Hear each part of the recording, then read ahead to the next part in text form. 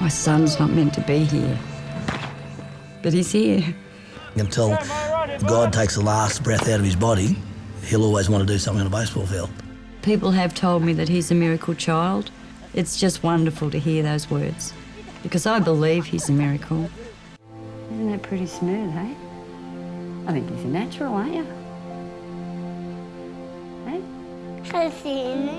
Don't let it fall out. I used to sit there and I used to get the doctors to put the needle in my head so I could just have two hands to play catch. And they'd just sit there for hours and hours at a time, and I'd just lay in the hospital bed and they'd throw the ball to me. And ever since then, I've always loved baseball and played it ever since. He followed the dream, and the dream has come true. And I had a feeling that this little boy was going to grow up to follow his dream, if I may. Sorry if I get a bit emotional, because my memories are emotional. Thank you. That day I can remember, because it's something that doesn't happen very often in a doctor's life.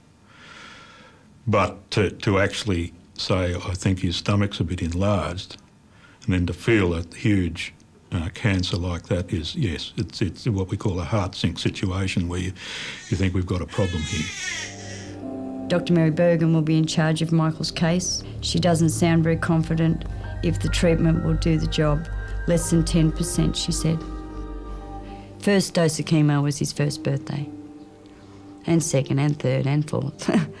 But that's how we remember his first birthday. So he went through 6 hours of surgery, and the doctor came out, and all she could say to me was, "Kerry, we didn't get it all." And that's when I nearly quit. But I say nearly, I didn't.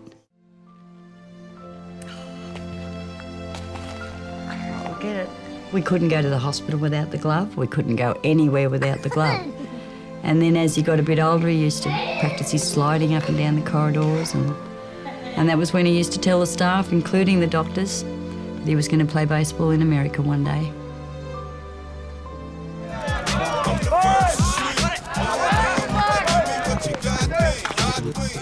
The thing I like about Mo is that to overcome the health problems he has, to reach the level that he has, is I'll probably use that as an inspiration for the rest of my personal life. He's a very sensitive young man.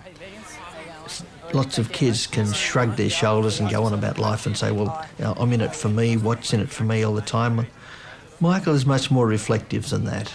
He's a young man who recognises that others have walked the same trail that he has, and he makes a wonderful contribution as a role model and as a hero to the kids.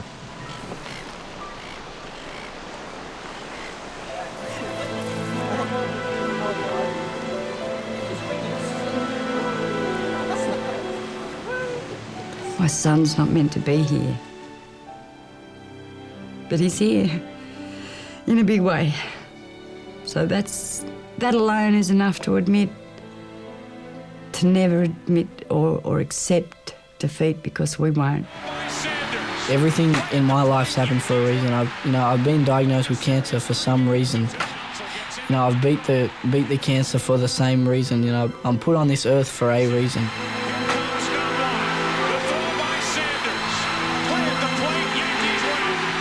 There's plenty of things out there that, little hurdles along the way that you just got to bounce over.